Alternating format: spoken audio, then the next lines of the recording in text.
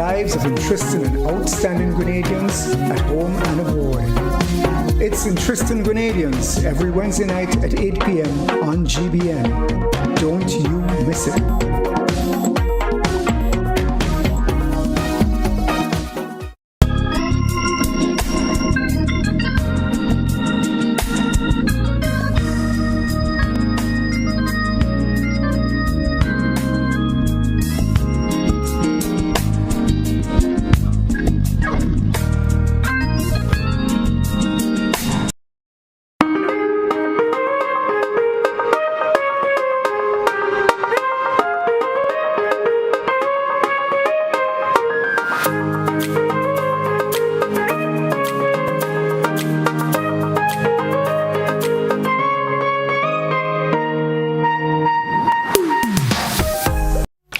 3 minutes gone past the hour in the morning time. Is the sound of classic in the morning time. Good morning to our view listeners. That is, that's been with us all morning. Indeed, it's a pleasure being here with you. I want to say welcome back to our viewers just joining us on GBN Channel 7 and Channel 11. And those of you that's on cable via Channel 20, we say thanks for being part of the conversation. I'm Joseph Kadura, and welcome to another episode of To The Point. For today, the 14th day of the month of April. I want to say a special good morning also to those of you that are joining us online, the various social media platforms, our website, www.gbn.gd, via YouTube, or our Facebook page. Thanks for being part of the conversation. This morning, I'll introduce my principals to you, the Corporal 360, Ken Joseph, and Sergeant 211, Anthony Pierre from the Coast Guard. And this morning we'll be talking about safety on land, safety in sea, general safety when you're anywhere underwater, close to the water, you're planning to go to anywhere there is a water source. And I'm assuming, officers, that safety, does it also extend to the river? Yes, it does. In some parts. I mean, we don't have large rivers as in some parts of the South American mainland, but certainly I think there's a general conversation that needs to be adhered to when it comes to safety. Again, thank you, good morning, and welcome to the program. How are you? Well, it's fine. It's a deep pleasure to be here, representing the Grenada Coast Guard, the Sergeant and I, to sensitize the beautiful people of Grenada, Carriacou, and Petite Martinique about sea safety.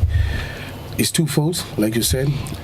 Safety like on the beach and safety at sea for the boating community. Also, maybe touch upon like the rivers and the waterfalls, because sadly there have been a few drownings in our rivers. We don't have the big rivers like in some of the countries, but still it's a body of water, so people still have to be safe and cautious. What do you think are the greatest misconception before we get into the facts? As people always have some strange notions about being on the sea. What are some of those notions that are just totally false and leaves people susceptible to putting themselves and their family and even the general public in danger? Well, I would say we are blessed with some of the calmest waters in the world in the Caribbean, right? We have turquoise waters, calm seas, especially on our western coast, or should I say on our western coast. So people think that everything is safe and we let down our guard. But I'm here today to tell people, please don't let your guard. The sea is funny. The sea can be calm 1 minute and we can get a squall and we can see surging seas, rough waves, and it can be very, very dangerous. So it's because we are blessed with beautiful beaches and calm seas, people let their guard down and take things for granted. And you get the sense too, Sergeant, that because we 133 square miles, 34 square miles, we've seen water all around us. Of course. It is very often, though, it's quite something even disturbing, that a lot of us, while we see it, we know the power of the sea, we tend not to respect it. And as Sergeant was saying, the circumstances can change at any given time. So let's talk about the safety from the context of, because there's the holiday weekends coming up, and certainly persons will be looking to go to the beaches, waterfalls, and different places. Let's talk about being on the beach. What should be one's paramount importance as it comes to addressing the question of keeping myself and my family safe, Sergeant? Okay, then, what I say now, the Easter weekend, this weekend, up to Monday, is a time of pleasure and so forth. But what we are saying is that once you're on the beach is no respecter of persons, but at least there are safety measures and so forth that you need to know. First of all, children on the beach, parents, they must supervise their children. They must be send somebody that is responsible. Somebody responsible to take care of the children, because at any moment what could happen, and children already, they don't think like the adults. You understand? But what I'm saying, once children on the beach, there are certain things you need to know. Stay with them. For instance, certain aids. Once they're on the beach and so forth, you want they wear the armbands, life ring, and so forth. Devices, right? Yes. Also, for the non-swimmers, because there are persons actually to be on the beach and they can't swim. I mean, my rule of thumb always says that below your knee, it's a little water below your knee, and you could swim parallel or alongside this issue. Alongside the shore. Don't try and venture in or trying to swim outwards. That will be dangerous, especially people who cannot swim.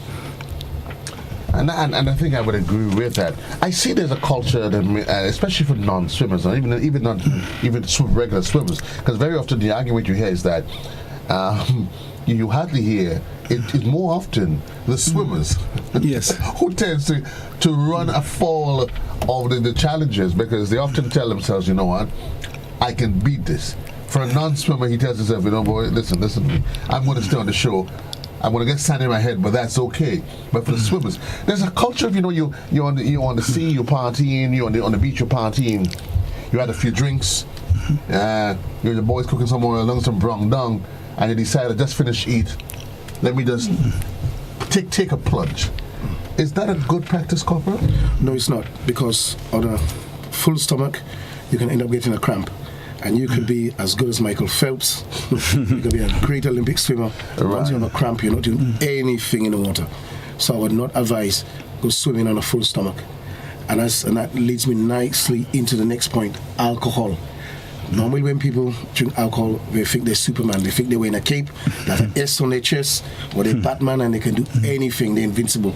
They can swim over from here to Trinidad. Because alcohol impairs your judgment.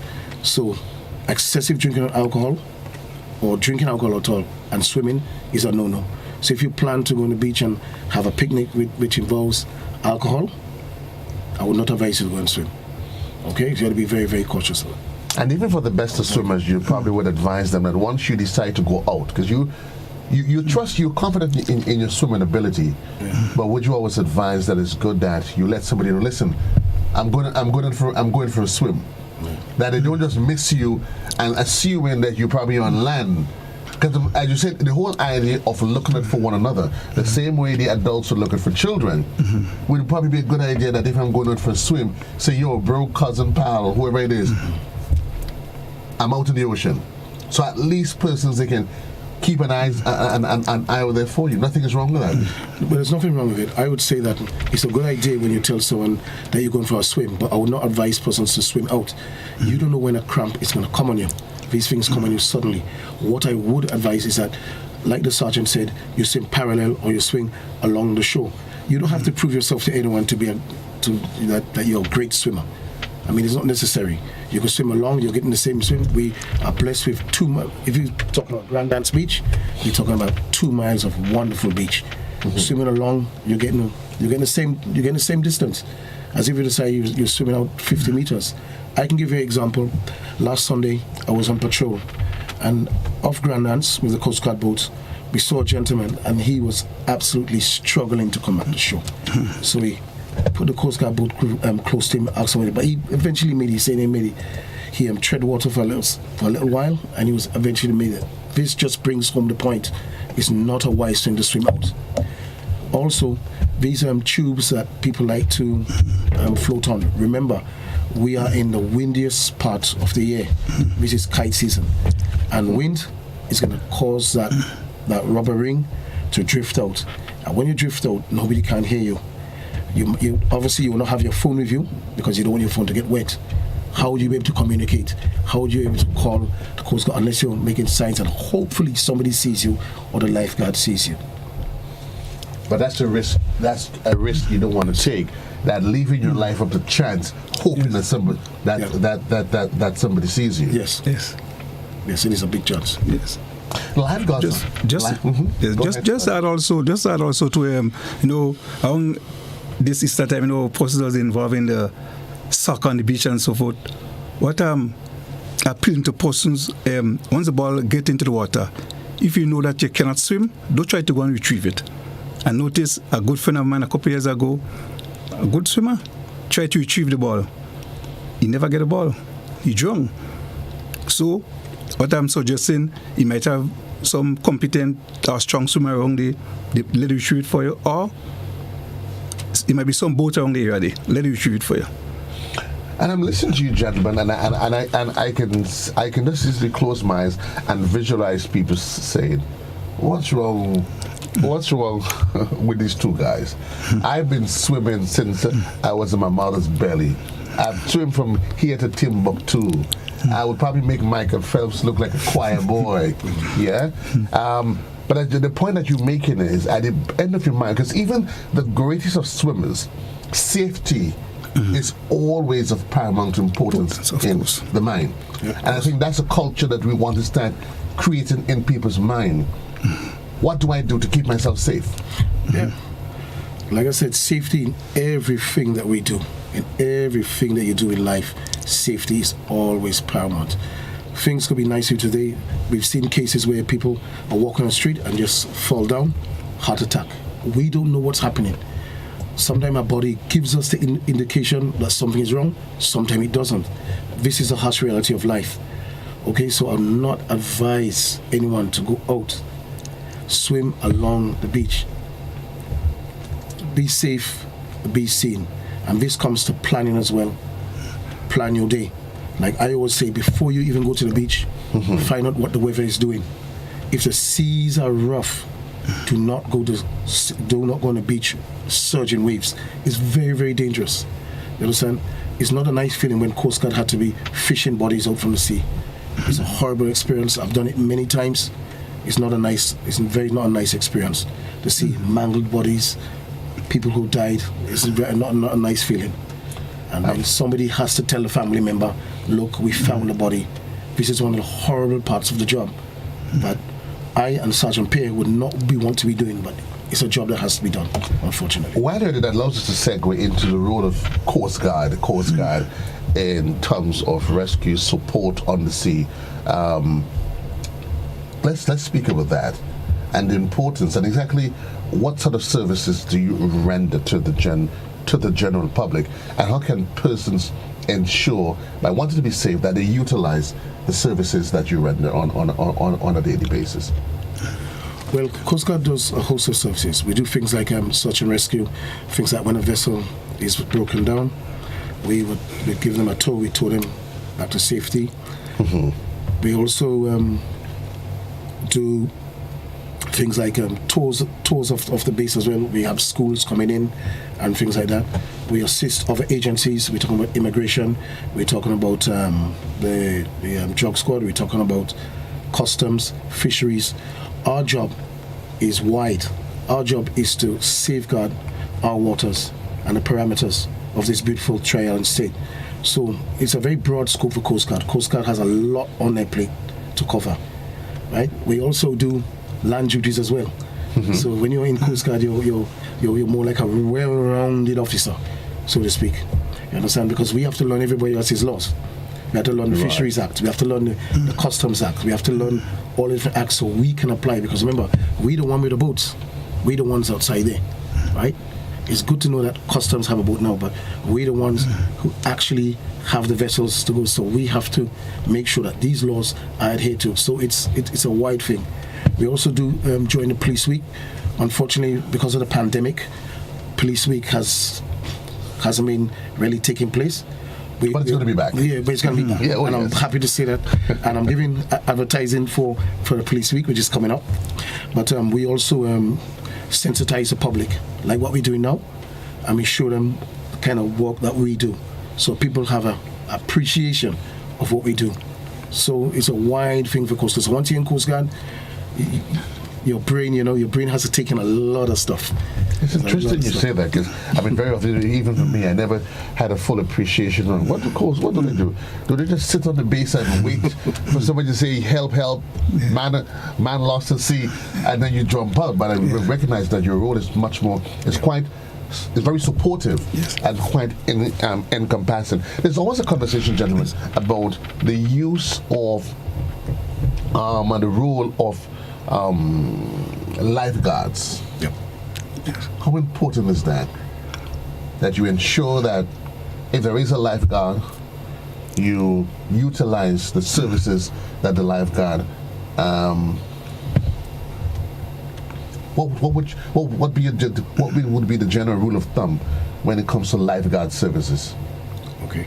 Well, on Grand Anse Beach, there are currently 2 lifeguards, stationed on that beach. And they are put at strategic points, maybe mainly hotspots. I would advise people who plan to picnic on Grand Anse Beach, if at all practical or possible, be close to these lifeguards, because they're there, and they're there for your safety and your support. They have a very important role. They assist our nation and the Coast Guard. You understand what I'm saying? It'd be nice to see if lifeguards eventually will even get a boat, a small craft, right? Because they're right on the beach. If someone is drowning, the time it takes for that message to reach the Grenada Coast Guard and for us to come around Point Saline, it doesn't take a man long to drown, especially when he cannot swim or when he's panicking. That's what creates this whole calamity, right? So it's nice that we have lifeguards. I, personally speaking, I'd like to see more of them, maybe 4 for the entire length of the beach. I also like to see them have a smoker. So maybe I'm calling on the government now to see if they can uplift the lifeguard. But it would generally help the safety of our nation, or the people of our nation. So they have a very pivotal role in safety at the beach. It's and I must say that they are properly trained, not only rescuing, but the training also in CPR. But as the couple say, I would like to see them, or most of the time they are around Grand Anse, and so, but I want to see them in other areas. I also speak isolated areas like Bathway. You understand? Areas that, and plenty of people on Bathway on Easter time. You understand? And I'm getting the sense that that conversation must be an all-encompassing, collective conversation. That safety should not just be relegated to the world-famous Grand Anse Beach, because all it takes is one of these unfortunate events, things to happen. And there's for instance, Bathway by itself seems to have a bad rap. Yeah. And the bad rap that comes with Bathway, it's probably more with individuals not understanding and appreciating, as we said, that you have to take responsibility and keep yourself safe. Yep. The water is rough. Hello. Yep. And like Sergeant Pierre, the sea has no respecter of person. And there's no branches either. No branches. And if you look, the beaches in which Grenadians love is not necessarily Grand Anse Beach. Grand Anse Beach is more the tourist beach. It's more BBC Beach and Bathway Beach. Right. Understand? Although lots of Grenadians go to Grand Anse Beach. True, yes. But we're looking at beaches where people can cook and do stuff and activities. When you want to get away. Yeah, when you want to get away. Yes. Grand Anse Beach is more the tourist, because this is what is advertised by the tourism authority. But our popular beaches are Bathway. People love going Bathway Beach. They love going to BBC Beach. And this beach and BBC Beach is a very family-friendly beach because it's shallow. Yes. Where Grand Anse is deep. So these are the things that we need to put lifeguards, Condo Sergeant Pay, put lifeguards all over, especially in these popular beaches. We lost that caller. How important is it for you to understand the beaches that you're attending to? For example, you go to the beach, and some people may go at different points. They may just plunge in.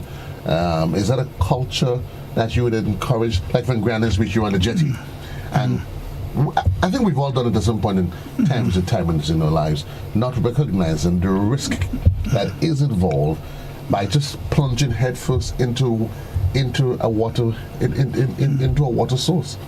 Well, they shouldn't do that, because on the beaches there are signs and there are flags. If you see a red flag on the beach, it means danger. Do not enter the water. if you see a yellow flag, it means to be cautious. And sometimes if there's a white flag, that means that it's all clear. If there's no flag, that means it's all clear. So I need persons of our beautiful nation to pay attention to the signs and the flags. Once you see a red flag, well, we all know that red means danger. Right. Yellow means to be cautious. White is clear, or if there's no flag, that means everything is okay. But I want to just advise someone just plunge. See what, like I said, you do your wave check, see what the water is doing, because sometimes the water can be murky at times, and you know what's there. So I want to just advise someone to just plunge in water like that. You understand? And so what I normally encourage persons wherever you go, and for me, I've done it all my life. I walk out. Yeah. You know, get a feel as what's under the feet, what's in the water. Yes. Because you just never know. Test the water. Yes, Test the water first. It's true. You know, walk out, get used to it, because you may find very often, and especially, well, I know Grandin's Beach, but not to scare anybody. And I think it came after that we had that storm surge a couple of years ago. Some of the waterbed, became some of the floor of the beach became very uneven. So you'll be walking, and all of a sudden you realize that there's a sudden drop. There is a sudden drop, and sometimes it can be a little bit, especially if you're not an experienced swimmer. If let's say you dive in, and all of a sudden you realize where's the ocean floor? I can't see it, and for some people, it might get you a little bit disoriented. You come back up, you're trying to figure where's where dog is, because you can't find your footing, and then. So again, the whole idea of Ken, staying safe. Yes, I must say I've experienced that before. Same walking and just go down in a hole because I could swim. If I just panicked, that was it. Yeah, so you have to be very careful. It's better to walk than just plunge into the water. Better to take a. Yes. I'm agreed. And this is the point I wanted to make about just plunging in, because you can assume that you plunged in yesterday and everything is fine. Yeah. You just never know what's there. For those of you just joining us, it's 26 minutes gone past the hour. My guest this morning, representatives from the Coast Guard, Corporal 360 Ken Joseph and Sergeant 211 Anthony Pear. And we're talking about safety. It seems we started a conversation about for those of you. Well, I'm saying you because I don't have plans to go on the beach this weekend. But to us collectively, the whole idea of staying safe on the nation's beaches. We'll take a commercial break. When we come back, we'll shift the conversations to the boat. Yep. The boats. Yep. What are the rules that needs to be adhered to? Are there do's and don'ts? If ever they are, what are they? That conversation comes up just after the break, right here on To The Point.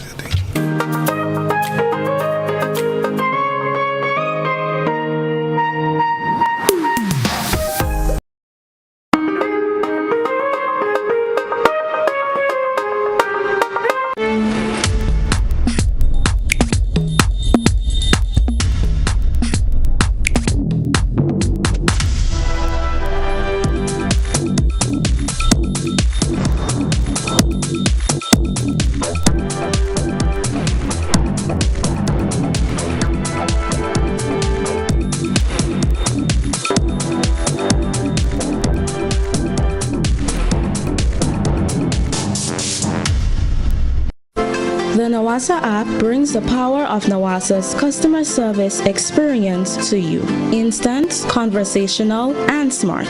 Easy access anywhere. Get bill balance, transaction history for up to 6 months, report a fault, link to websites, view payment centers, contact information, push notifications, and multi-tenant accounts, all in a secure login platform. Like a self-service concierge app, mobile.nawasa.gd gets you the support you need much faster. Available on both Android and iOS platforms. Mobile.nawasa.gd, your customer support companion. Nawasa, committed to meeting customers' needs.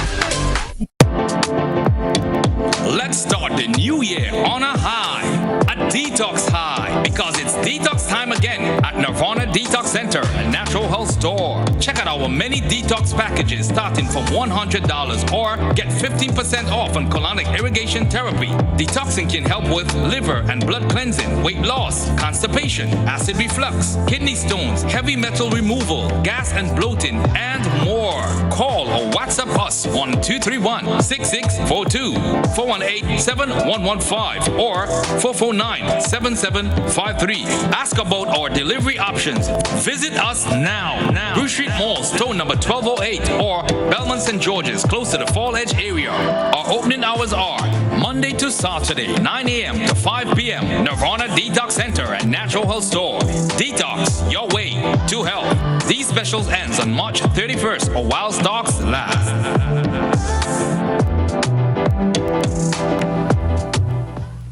Total is one of the world's largest oil companies with a top quality line of lubricants. Total Lubricants has a full product line from passenger cars, motorcycle, heavy industrial equipment, mining, trucking, agriculture, and manufacturing machines and vehicles. Total Lubricants, winning championships in motorsports, including Formula One and World Rally Championships. Total Lubricants are available at all Rubis service stations, leading automotive shops, and distributed by Huggins.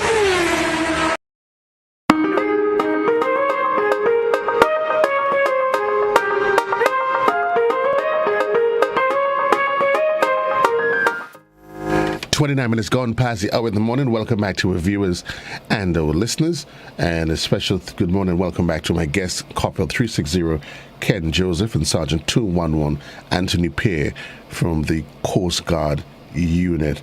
A question for you coming via social media. We spoke earlier about the presence of flags, the different types of flags, and somebody's asking, where are these flags normally planted? I'm assuming in open, visible areas? Yeah, in visible areas. In visible areas. Anyone who wants to find out the lifeguards there, and they can point them out. They put them up, but they only put them up when there's a need to put them up. So you would only put up the red flag if there's a need. Okay? So the flags are put. Are there areas in Grenada that we can say off the bat, right off the cuff, have these restricted areas for swimming? I know certainly areas in Bathway. I'm not sure there's flags, but I know there's always the general advice of concern regarding Bathway. But we have beaches that we know they have these red flags are planted that we can share with the public? Not that I know of any right now. Obviously, there are some beaches that have some very rough seas, as we know, on the East Coast, especially places like Conference and places. These seas tend to be rough. I suggest. These beaches tend to have surging waters at times. So, like I said, people should be paying attention to the weather and looking what the sea is doing. But the red flags itself, what are some of the mitigating circumstances that would prompt authorities, and who would normally issue those red flags, and for what reasons would there possibly? Well, dangerous seas. Like certain seas, like for instance, if we are going to have a storm surge, remember we had one in November 1999, if my memory serves me right. These are the cases where you're going to put, let's say for instance, where we don't have the great white sharks like in South Africa. But if we have these kind of things, let's say for instance, after a hurricane, and there's a lot of debris in the water, like galvanized and bits of steel, you may want to put up red flags until the beach is cleared. So these are just some of the circumstances in which you put up these danger flags. And those flags, the color, are they standard international colors? So that it should be learned wherever you are, not just here at home. Yeah, it's standard. So you travel, you see a red flag. Red naturally is danger. Something should go off in your hand. Yeah. So those are standard. You know, anytime you see red, it means to stop. It's just like traffic light. It's danger. Anytime you see red. We go to the telephone lines. Good morning, caller. You are live. Yeah, good morning. Yes, go ahead, please, sir. Yeah, I'm very thankful for the enlightenment that the people are giving to us. However, my question is, why is now? I mean, I passed my 20, 30, 40, and it's the very first time I'm hearing that about the different the flags and so on. Why? I think we need to educate our people more regular about those things. Okay. We should not wait until certain things happen. After it happens, you know, we are educating the people. Because people go on the beach every day. And I think we need to remind people as much as possible the danger. And I hope that this would not be the last that we'll be hearing that.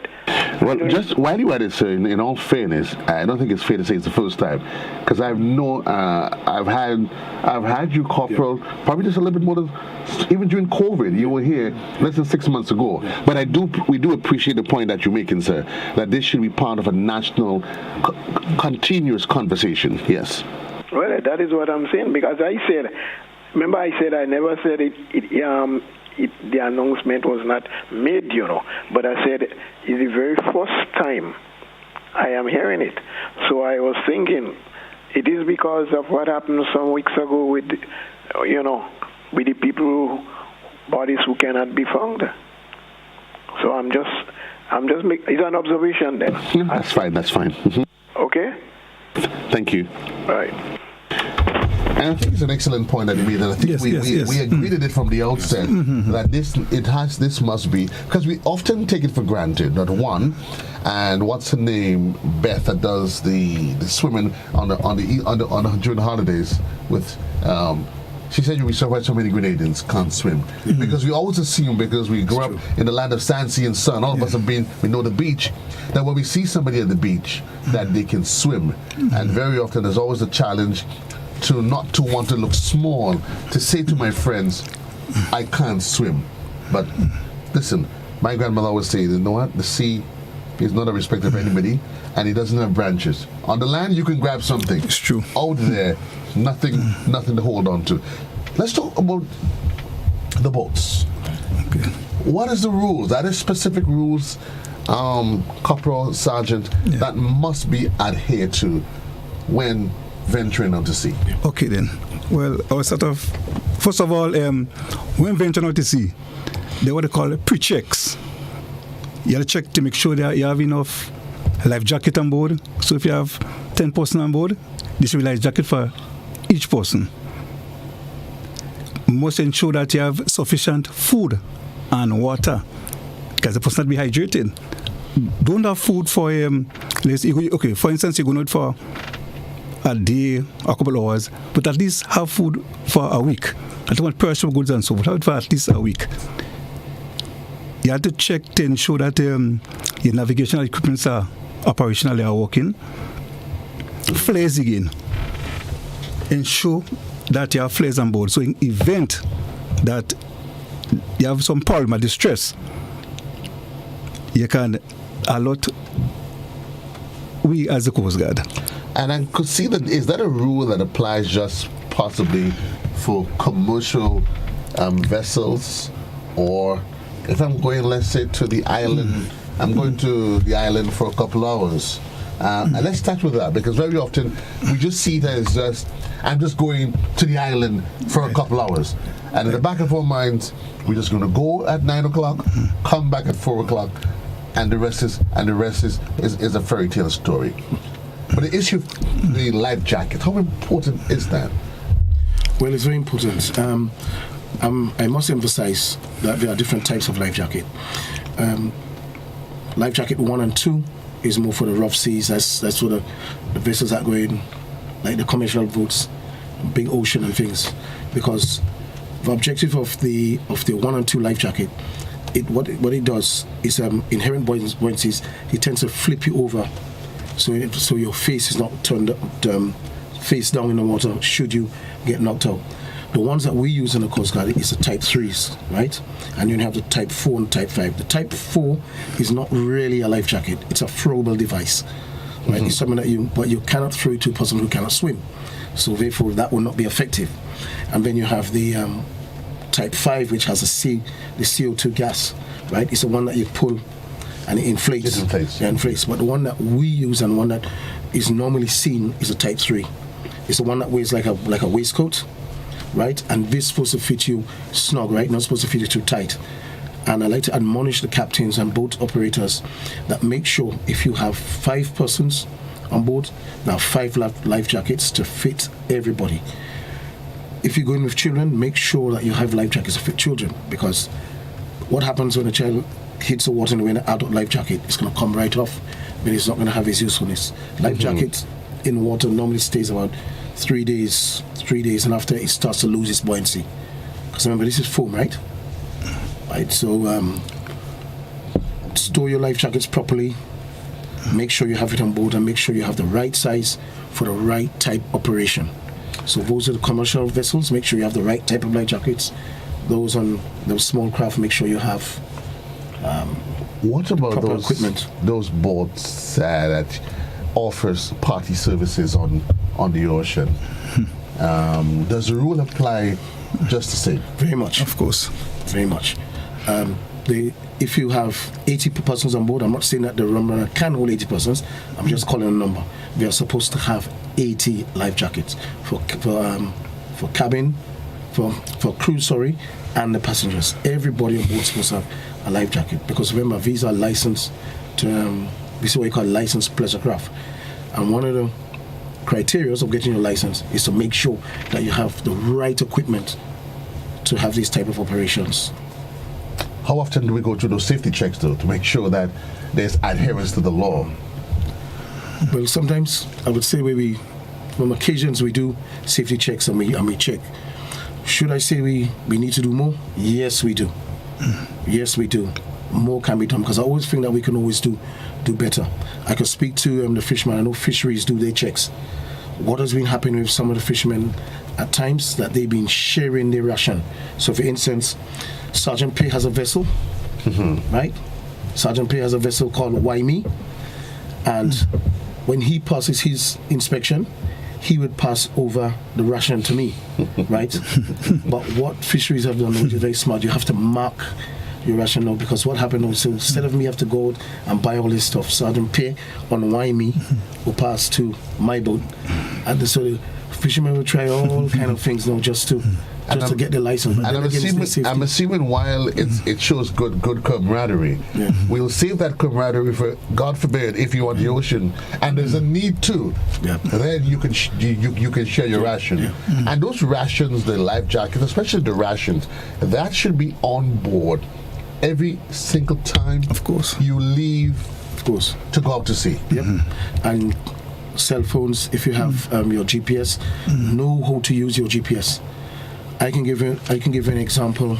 A few years ago, there was a vessel in distress, and when the captain called the Coast Guard base, fortunately I was the one who answered the phone, right? And he gave me a coordinates. When I went on the chart, he put me in River Sally. So I went back to the captain and said, Captain, well, the coordinates you give me doesn't seem that you're in danger as regards to the sea, because you put me on land. He said, oh, sorry, Corporal. I gave it the wrong coordinates. And he was just 2 miles off Point Saline. So even if he couldn't read the coordinates, he could have just given me landmarks, what he's seen. Coast Guard, I'm 2 miles off. Now just imagine if his coordinates was just a little off river. I know River Sally is not that far from the coast, right? And he gave me that coordinates that put him in the sea. Coast Guard would have passed on the eastern side, and he was just 2 miles off Point Saline. These are the kind of things. So know your equipment, know how to read. They do sensitize classes for people to do. I know fisheries do this sometimes. Yes, more needs to be done. Should Coast Guard be involved? Yes, I think Coast Guard should be involved, because we're the ones ultimately have to go and rescue these people. So people should learn the equipment, know the equipment, and make sure it's working. It's expensive, but then again, there's no price to life. You have the guys that have boats for commercial purposes, and they're individuals. They have a small boat that's for their own pleasure, and every so often they decide, you know what, let me just go out, and because they do fishing as a recreation, not for commercial purposes. Does the same rule apply? And if not, what are the rules that would apply to them? Yes, well, also the same small boats on them carrying extra fuel is something important. Just to have 1 or 5 gallon alone, have an extra, in case you intend to go further than you intended to. So at least you have extra fuel on board. Also, radio, small radios, handheld radios, is very important to have that. You might be going this a mile or a quarter mile, not far, but you never know what could happen. So you want to be safe as possible. You want to be able to call, because sometimes you try using the cellular phone, and where you are, you cannot get no communication. But a handheld radio is very effective. Yes. So either way, your ration must always be On board. yeah, of course. as well as some communication Devices, yeah. whether it's a cell phone coupled with one of the handheld radios. Of course. And I think one of the secrets that I don't think much people actually know, that 911, it works anywhere, Of course. anytime. And I think it's an advice, and that I only know because of my background in telecoms. And 399. Of course, that's 399. Right. Those numbers, It's free. You don't need to have credit. Yeah. No. No. 911, it is free. It is free, yes. And you don't have to worry where you credit, where you are. You hit 911, and we know that somebody is going to answer you. So it should not be an excuse that, boy, I was out in sea and I didn't have credit. Yes. And let me, as Sergeant Pay was speaking about flares earlier, make sure that you have the right flares, because at night a smoke flare will be ineffective because you cannot really see that at night, right? Especially when you have this dark night. So you have to get the right flares. The day flare is basically the smoke flare. They have different colors. They have orange, you have red, and I think there's even yellow. Yeah, there's different colors. And this works in the day because you know you're going to see smoke from miles away. Right. In the night, is a flare that it looks like a fire. They have one they call a parachute flares, and there's one that you can hold up in the sky like you see like the Statue of Liberty, how she's holding the torch. You have something like that. But the parachute flares, it goes up and it takes its time to come down. Right. So make sure you have the right flares, or have two of them on board, because sometimes you may go over your time. And speaking on that, whenever you leave your port, make sure you tell a family member or friends where you're going. Right. When you reach to your destination, if you can write down your coordinates or write down your location, so you can have a log, and also you can call your family, say, look, I am at such and such coordinates, or I'm at such and such point, I'm off the Isle of Roon. So in the event that something happened to you, Coast Guard will know where to search. It's very difficult for Coast Guard to go and search. It's basically impossible for Coast Guard to go and look for a vessel and we don't know where you are. That's an excellent point. We have a caller on the line. Good morning, caller. I would want to ask you to turn the volume down on your device that you're listening from, please. Hello. Hello, yes. Go ahead. Excuse my ignorance, but when you say do not have, you may have a phone and you may not get connection, but if you have a handheld radio, are you speaking of a specific type of radio that you can have two-way communication? Because I would like to know how handheld radio could, relay a message to somebody who's in danger. I don't understand it. So could you please explain that for me? Thank you. Yeah. What happens is that these radios, they hook to right. Especially a lot of fishing trawlers have these radios, and handhelds. You can either have handhelds or you can have where you have the base set radios, which is fixed. These radios, they have transmitters, and we're able to transmit messages at a distance. So these are very, very effective. We have them on our Coast Guard vessels. Commercial boats have them, and that's how sometimes we get calls for SAR cases via the radio, not via the telephone or mobile phone, right? So these radios are very, very powerful. Obviously, some radios are much more powerful than others.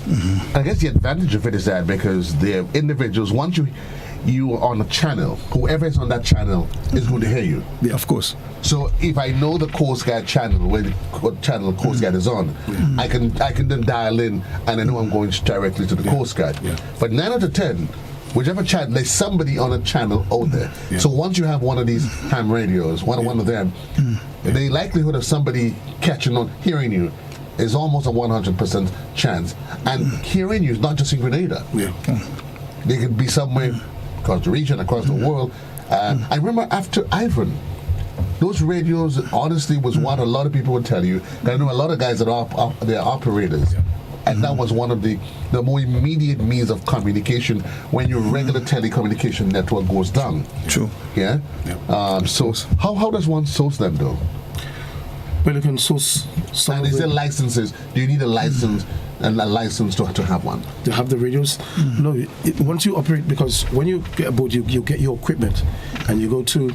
Well, I'm probably giving free advertising for the for the stores that sell this kind of equipment. But anyway, you go to the store and you purchase your radio. You link up with the fisheries channel. I think it's 85. and you hook up from there, because remember it's a radio, and you need these equipment, your GPS. It's just like getting a GPS, Right. things like that. They even have this signaling what you call an EPUB, right? But these EPUB has to be registered, right? But unfortunately in Grenada, we haven't really got this EPUB registered because it's in the States. But hopefully we are going to get to that. Also the yachts have it because they're registered in the US. Right. Right, so hopefully that's something that the Regulatory Telecommunications Commission are looking at registering like local EPUBs. Okay. Good morning, caller. You alive? Question? Good morning. Good morning, sir. Go ahead. Two questions I want to ask the Coast Guard personnel. One, the first one is that how far out to sea could the vessel venture? And if there is well equipped for fire emergencies and things like that from other boats and things like that, so that will need help with that, maybe boat and fire, and if they're well equipped with these things, and if they're equipped with first aid and all these emergencies and out to sea. Okay. And how far the vessel could really venture out. Okay. Thank you, sir. And the next thing I know too, they should need a Coast Guard in Kaku, because so far, you don't want to go Kaku to help a boat. Probably maybe they may be in serious problems. Okay, thank you, sir. So how far out can you venture? And then I guess the question, is whether or not you follow the same protocols that the general public is asked to follow. We have our territorial seas, right? And vessels can venture out in our territory. What you don't want to be doing is fishing in someone else's waters, right? We may know the boundaries, Grenada, we have Trinidad to our south, and we have St. Vincent to our north. Avoid fishing in people's waters where you can go and do your fishing. I know some vessels just go west 65 miles, 85 miles. Some even go right out. You understand what I'm saying? But be mindful that you don't want to be fishing in someone else's waters without the license, right? The other question was... Yes. Also, they will call it innocent passage. A vessel can journey from one area to the next. Yeah. But it shouldn't interfere with, let's say, as a policy, with fishing or illegal activity, but it can travel from one area to the next. Contributor Online is saying with today's technology, the Coast Guard should make it mandatory to have registered transponders for each boat registered to the Coast Guard. Well, that is a very good idea, and that's something that we need to look at.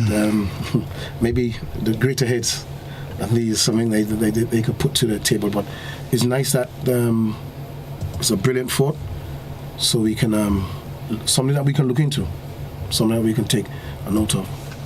In regards to the second question that the caller made about the equipment, yeah, what we do at sometimes, we are a government agency, and from time to time things may happen, and we will get assistance from other agencies at times, because some things have a way of breaking down sometimes. Sometimes when you go to use it and it breaks down. Unfortunately, it happens. Okay, so what we do, we would seek assistance from other stakeholders. There's other stakeholders, and we work as a team. You see, the objective is a person's safety. So if at the time that is not available to us at the time, we will seek. For instance, when we do in search and rescue, Grenada does not have an A-wing, right? We don't have an A-wing. The Trinidad and Tobago Coast Guard does. So we will request a flyover and things like that.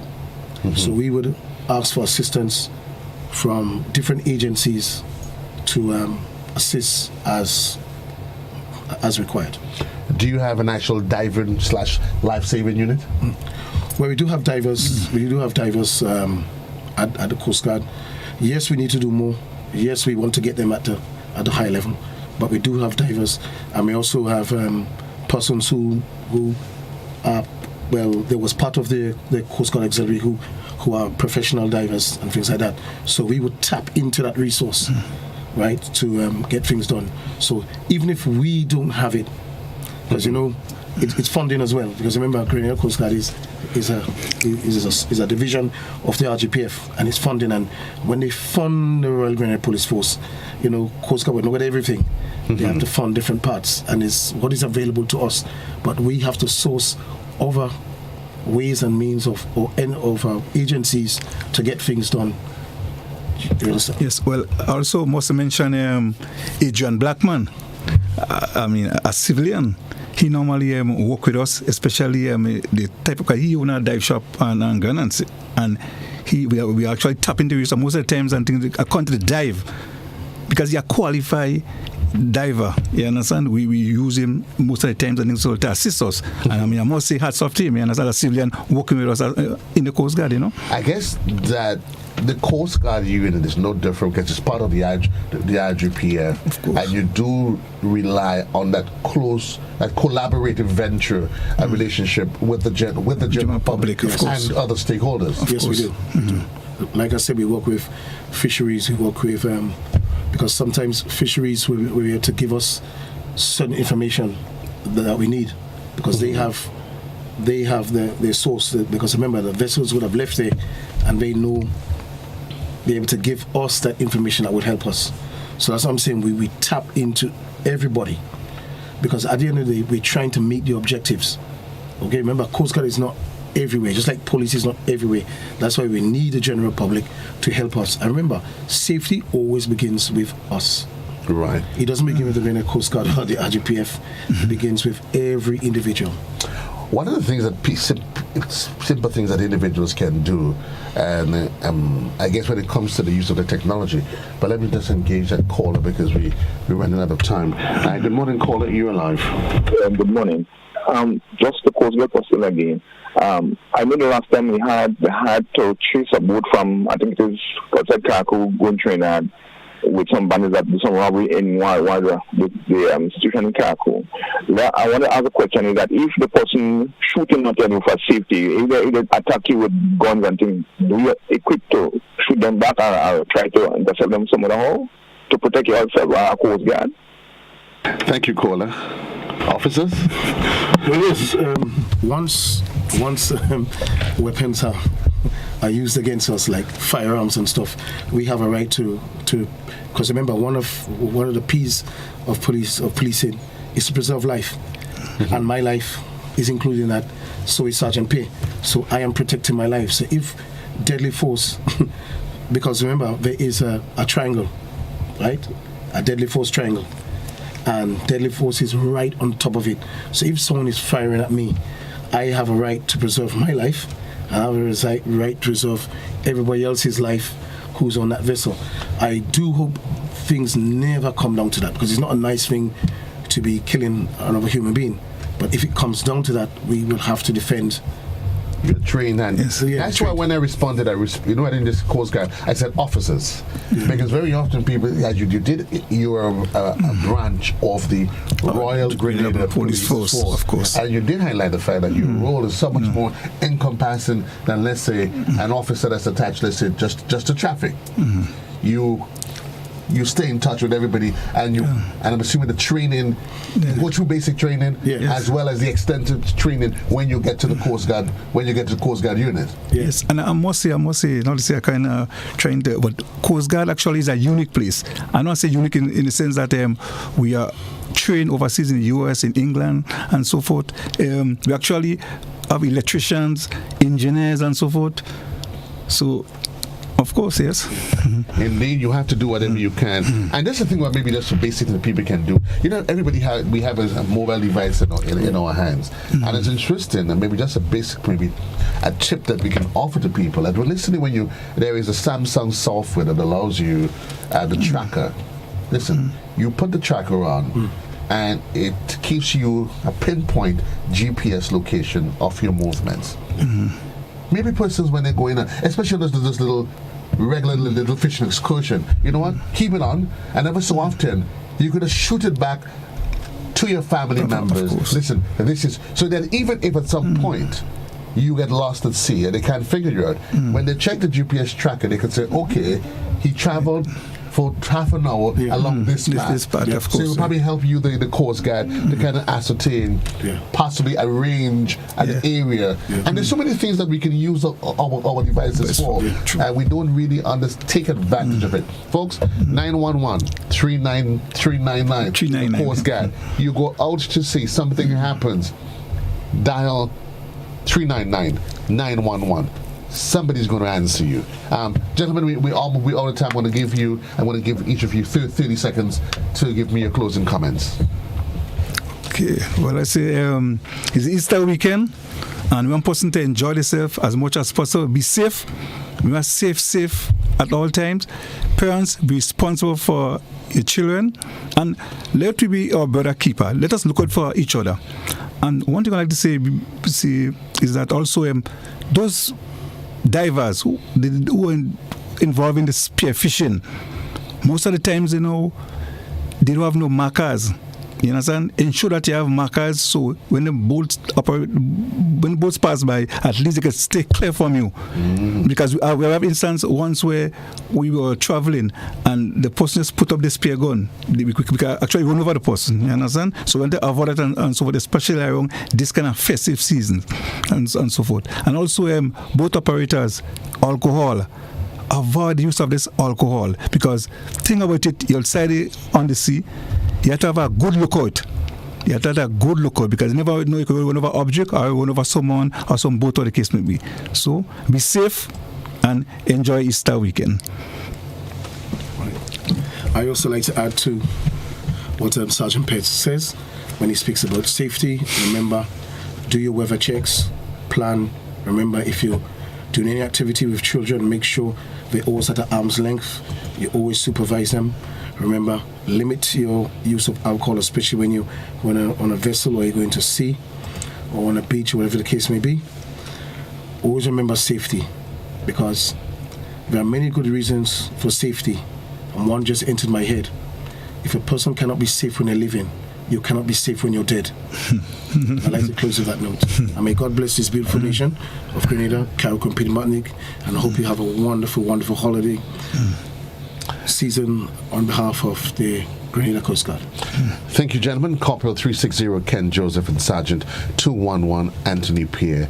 As we get into the Easter holidays, certainly want to encourage folks to do whatever you can to stay safe. Certainly, it's our responsibility to keep ourselves safe, our family safe, our neighbors. And very often, if we take a more proactive approach, it would probably save us a lot of headaches, unnecessary headaches, and certainly, but at least keep yourself informed. The presence of flags, appreciate that you don't need to be a hero to try to swim along the beach, and certainly it keeps you less of a headache for you, less of a headache for your family members. And when all else fails, if you do need the assistance, remember there's 911 and 399, and certainly one of these goody gentlemen or their colleagues will be there to assist you. This is where the conversation ends on To The Point for today, the 14th day of April. Indeed, wishing you, Grenada, a really, really, really happy God's spent at Easter holidays, that certainly you would use the time to reflect on the more finer things of life and understand that the reason for the season, and hopefully you will use it as a time of reflection and introspection. Until then, so long everybody. JC loves you. Have yourself a great one.